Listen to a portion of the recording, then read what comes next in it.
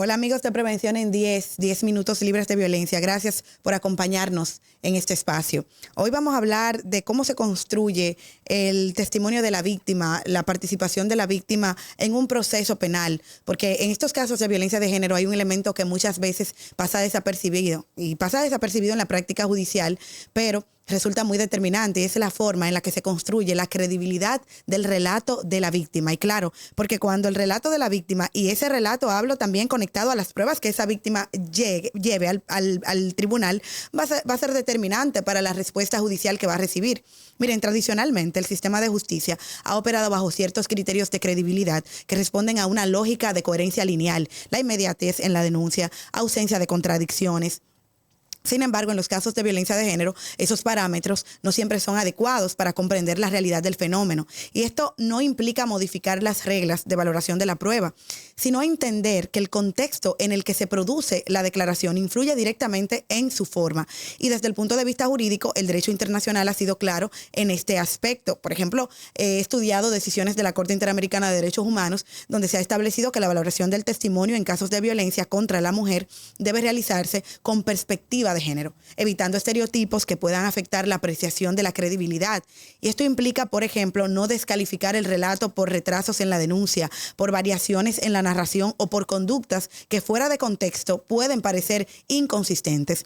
La exigencia no es reducir el estándar probatorio, sino evitar interpretaciones que desconozcan las particularidades de este tipo de violencias, porque desde el plano científico esta aproximación también tiene sustento.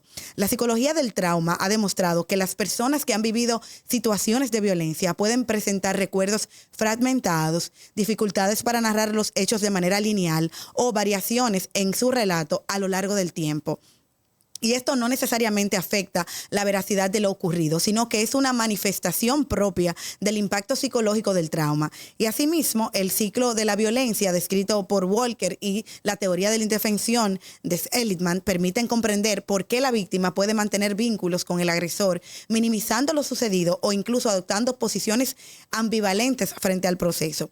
Y estos elementos inciden directamente en la forma en que la víctima declara y cómo debe ser interpretado su testimonio. Y desde la doctrina también se ha advertido la necesidad de abordar la credibilidad desde una perspectiva contextual.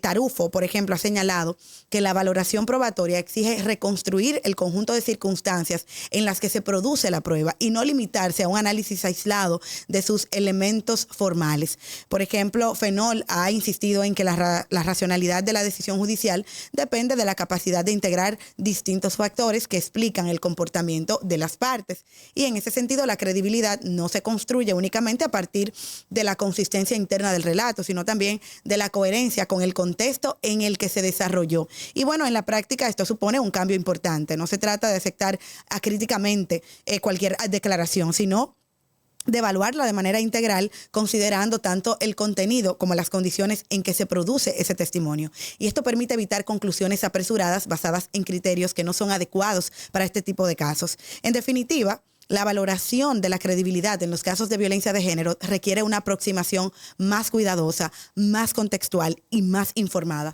No porque se trate de un ámbito excepcional, sino porque responda a una realidad compleja que exige ser comprendida en sus propios términos. Y en esa medida, la decisión judicial se fortalece no por flexibilizar sus estándares, sino por aplicar esos estándares con mayor precisión y racionalidad.